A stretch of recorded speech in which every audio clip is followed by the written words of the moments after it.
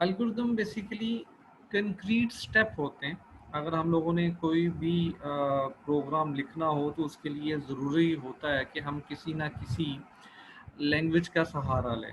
लेकिन एल्गोरिदम जो लिखा जाता है ये किसी ख़ास स्पेसिफिक कंप्यूटर लैंग्वेज में नहीं लिखा जाता। ये आम रीडेबल जो लैंग्वेज है उसमें लिखा जाता है, जो एक ह्यूमन बीइंग अंडरस्टैंड करता हो। मिसाल के तौर पर आप उर्दू में लिख सकते हैं, आप इंग्लिश में लिख सकते हैं, आप किसी और लैंग्वेज में जो लिखते हैं, और प्रोग्राम की जो तरतीब होती है कि पहले कौन सा स्टेप होगा, उसके बाद कौन सा स्टेप होगा, तो वो स्टेप वाइज किसी चीज़ को मेंशन करना बेसिकली हमारे जो है वो एल्गोरिदम कहलाता है।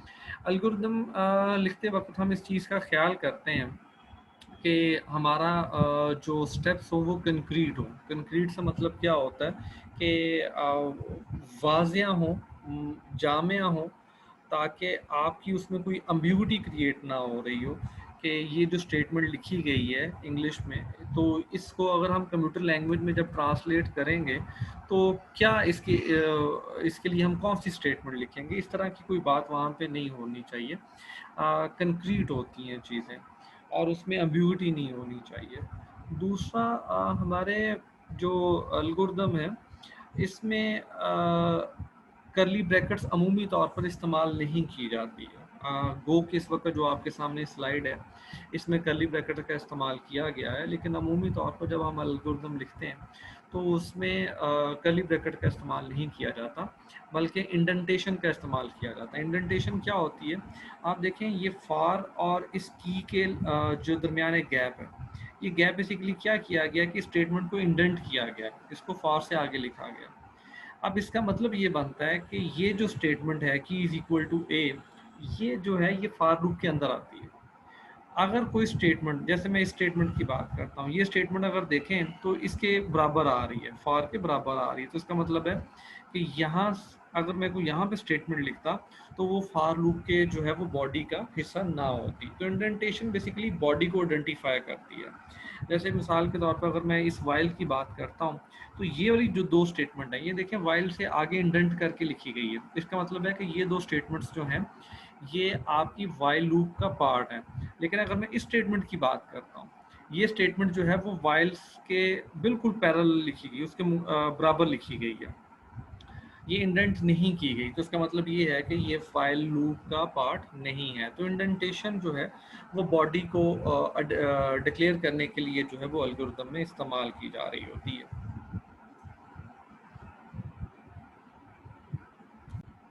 तो एल्गोरिदम की अगर हम डेफिनेशंस की बात करते हैं तो ये कुछ डेफिनेशंस आपके सामने आ रही हैं कि एल्गोरिदम क्या होता है, ऑर्डर सीक्वेंस होता है किस चीज़ का, प्रिसाइज स्टेप्स।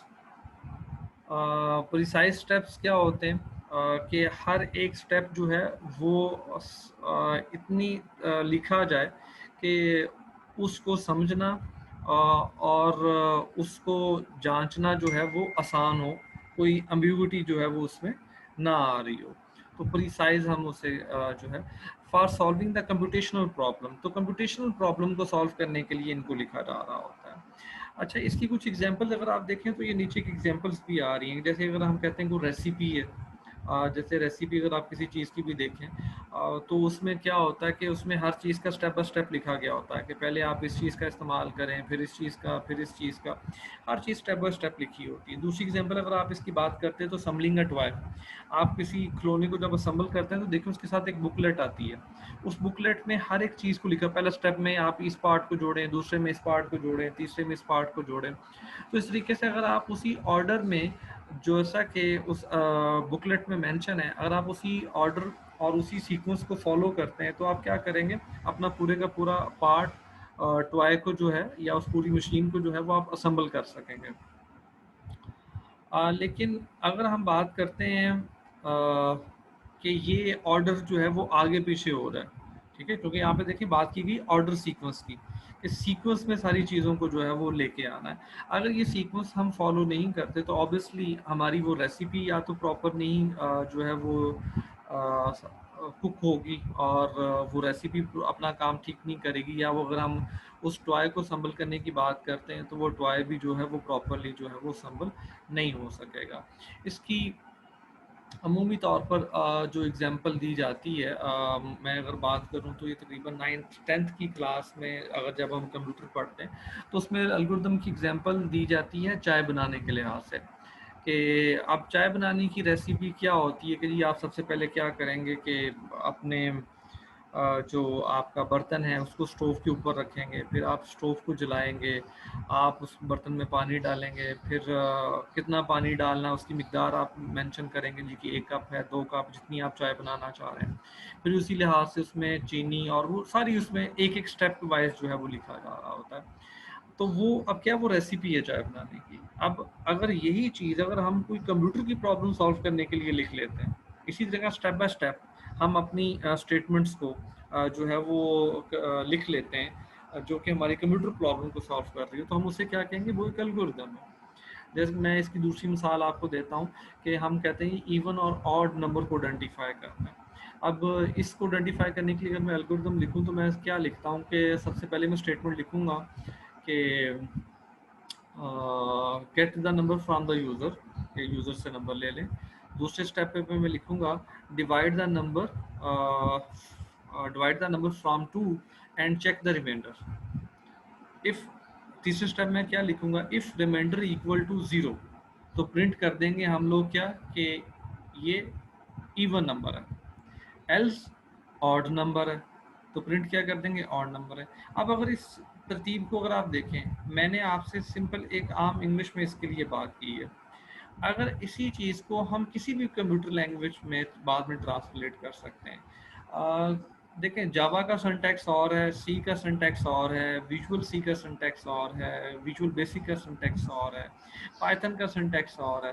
तो इसलिए जब हम एल्गोरिदम की बात कर रहे होते हैं तो हम किसी भी स्पेसिफिक कंप्यूटर लैंग्वेज की बात नहीं कर रहे होते हैं, हम उसको जेनेरिक बात कर रहे होते हैं। इसलिए हम उसके लिए क्या बात करते हैं कि आम लैंग्वेज का इस्तेमाल कर रहे होते हैं।